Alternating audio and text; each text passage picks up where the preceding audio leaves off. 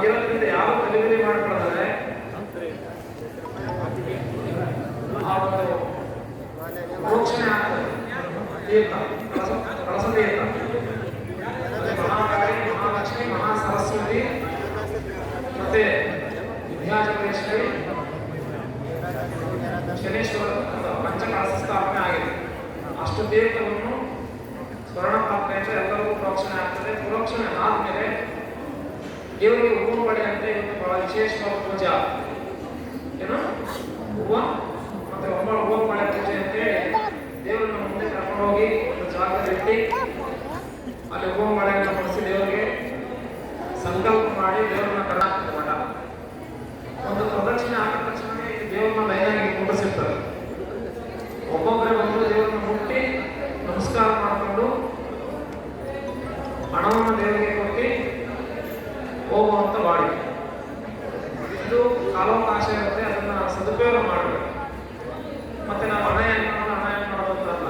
So ಆದ್ಮೇಲೆ ನಾವು ಮತ್ತೆ ಹೇಳ್ತೀವಿ, ಅವಾಗ ಅದನ್ನ 5 ರೂಪಾಯಿ 9 ರೂಪಾಯಿನ ಮೀಸಲು ತೆಗೆದು ದೇವರಲ್ಲಿ ಹಣವನ್ನ ನಿವೇದನೆ ಮಾಡಿ ಇಡಬೇಕು.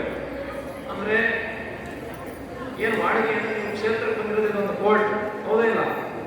ಆ ಕೋರ್ಟ್ ಅಲ್ಲಿ ನಾವು ಲಾಯರ್ ಇದ್ದೀವಿ, ನೀವು ಕಕ್ಷಿದಾರ ಇದ್ದೀರಿ, ನೀವು ಅಪ್ಲಿಕೇಶನ್ ಕೊಟ್ಟಿದ್ದೀರಿ. ಆ ಅಪ್ಲಿಕೇಶನ್ ನಾವು ಫಿಲ್ಅಪ್ ಮಾಡಿ ಜಡ್ಜ್ಮೆಂಟ್ ಸಬ್ಮಿಟ್ ಮಾಡಬೇಕಾದ್ರೆ ಕೋರ್ಟ್ ಫೀಸ್ ಕಟ್ಟಬೇಕಲ್ಲ, ಹೌದಲ್ಲ? ಆ ಕೋರ್ಟ್ ಫೀಸ್ 5 ರೂಪಾಯಿ 9 ರೂಪಾಯಿ. ಆ ಕೋರ್ಟ್ ಫೀಸ್ ಕರೆಕ್ಟಾಗಿ ಕಟ್ಟಿದ್ರೆ ಪ್ರಾರ್ಥನೆ ಮಾಡಿದ್ರೆ ಅದೇನಾಗ್ತದೆ, ಜಡ್ಜ್ಮೆಂಟ್ಗೆ ಫೈಲ್ ಇಡ್ತೀವಿ. ತಿಂಗಳು ಒಂದ್ಸಲ 2 ತಿಂಗಳು ಒಂದ್ಸಲ ಬಂದು ದರ್ಶನ ಮಾಡಿ ನಮ್ಮ ಕೇಸ್ ಏನಾಯಿತು, ನಮ್ಮ ಫೈಲ್ ಹೇಗಾಗಿದೆ ಅಂತ ನೀವು ದೇವರ ಹತ್ರ ಚರ್ಚೆ ಮಾಡಕ್ ಬರೋದು. ನೀವೇನಾದ್ರು ಬಂದಿಲ್ಲ ಅಂದ್ರೆ ನಿಮ್ಮ ಕೇಸ್ ಫೈಲ್ ಏನಾಗ್ತದೆ, ಹೊಸ ಭಕ್ತರ ಫೈಲು ಮೇಲೆ ಹೋಗ್ತಾ ಇರ್ತದೆ, ನಿಮ್ಮ ಫೈಲ್ ಎಲ್ಲಿರ್ತದೆ, ಕೆಳಗೆ ಇರ್ತದೆ.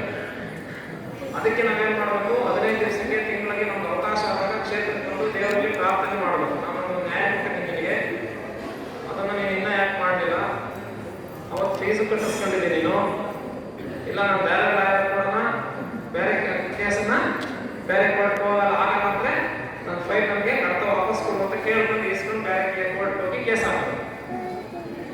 ನೀವು ಹಾಕಿರೋ ಕೇಸು ಮನೆಗೆ ಹೋಗೋಷ್ಟು ಇತ್ಯರ್ಥ ಆಗುವಂತ ಆಗಿದೆ.